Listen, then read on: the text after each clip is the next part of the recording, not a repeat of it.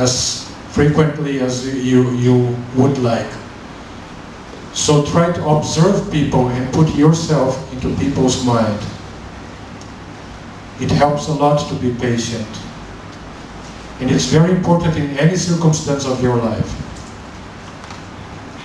Because it helps you to be more kind, to smile more often, to control your mind.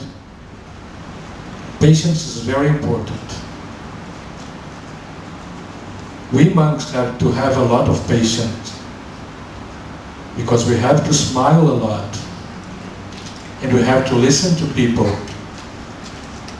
and we have to listen to a lot of questions that sometimes are silly, but for a beginner it's very important. And only by asking questions and have their questions answered, they can develop the mind. So it's our duty to be patient. It's not a favor. It's our duty to be patient. A monk that cannot be patient should consider trying something else in his life. But all of us must be patient all the time, or as much as we can, even if it's not easy. Okay? Is that answered, brother? That's not what I asked. No, I put it in a different way. In those days, that come quite easy without modern meditation to support life. But now, with modern facilities, you can sustain life much easier. In the case of comatose, the one that's vegetative type, you cannot answer for themselves. It's only the living can decide whether to, in the same like in the hospital, you on a machine to support the life of that patient. So what I'm trying to say is that what should the relatives of that patient do? Should we use a modern equipment to support the life of that patient, or remove the machine, the life supporting system? Euthanasia is not... It's not euthanasia. What they are supposed to do? I mean, if they can keep on supporting using machine to support, but the bill is keep on piling up, and who's supposed to pay for that bill? That's one thing.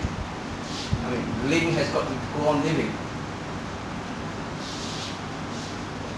Well, it's a hard situation. It's a living being, and we have no right to take the life of that human being. I know this week it happened in Italy after 17 years in coma. A girl was killed. There's no other word. She was killed because the father decided to turn off the machines. It's hard because of a financial situation, I understand that, but it's a matter of patience. It's still a matter of patience. The person has to be alive. It's not our right as human beings to take the life of someone else. It's not up to us to make the decision. In that case, who will decide for that patient then? Who's going to decide? Yes. No one has to decide. The decision is very clear, to keep the person alive. So in case the doctors ask, you just say, no, you don't decide, so you will have to talk to the patient. Cannot ask the patient. The patient is in a coma. So that's what I'm saying. So you see in that manner, then the relative will have said, you can't answer that. You have to talk to the patient. The patient is not responding. No, the decision is very clear. There's nothing to decide about. The person has to be alive. In a Buddhist way, the person has to be alive.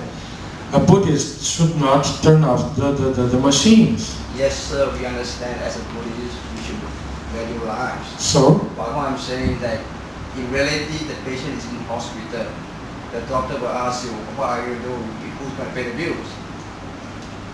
Are you, in case you're not going to pay the bill? You're not going to pay the bill?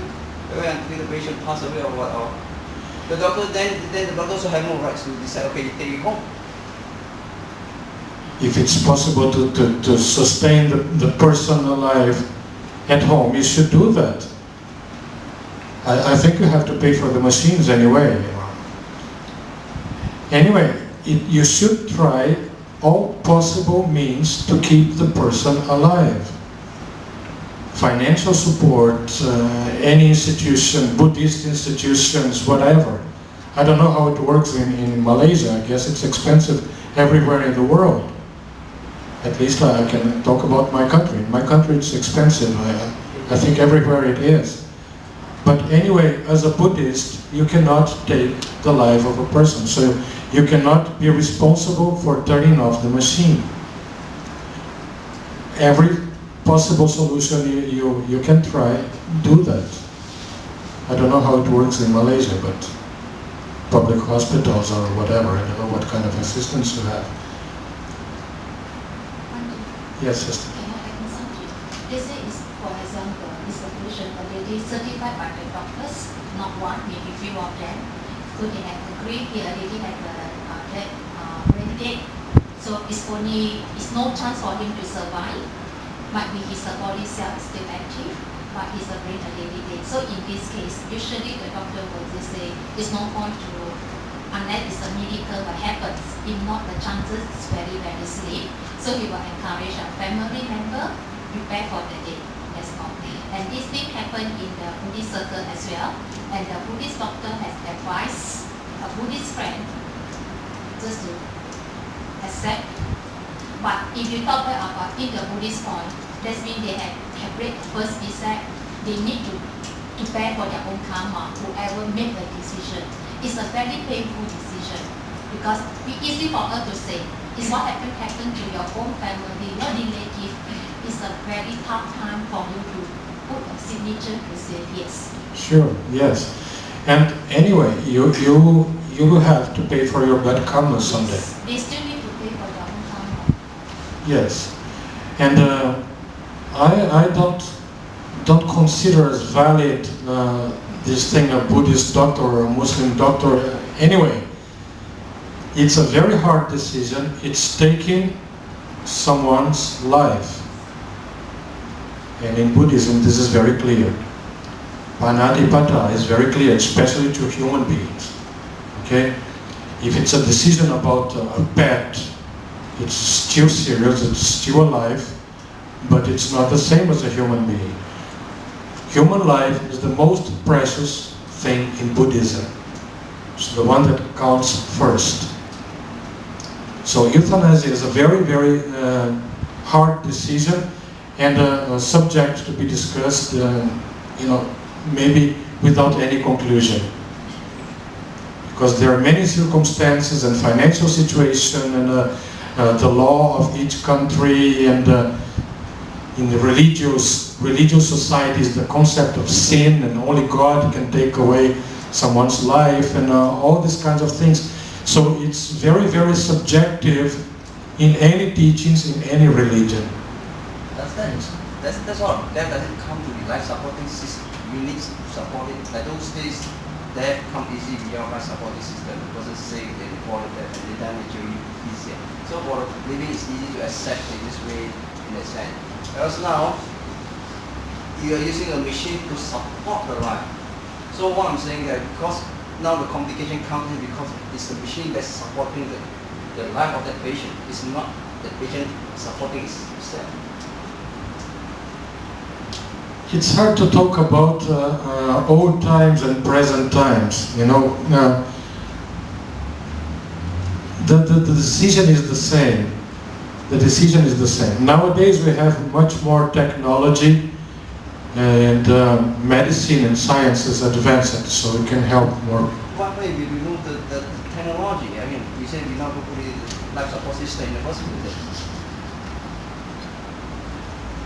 Brother, it's my opinion as a Buddhist monk is that you have to do your best to keep the person alive. If we have more technology or less technology, if it's more expensive or less expensive, if it's more difficult or easier to support someone's life, it makes no difference. The fact is the same. A human life should not be taken away under any circumstance by no one's decision. The decision is only one: keep the person alive as much as you can, as much as possible. It's a general consensus in international medicine, I assume, that when there is brain death,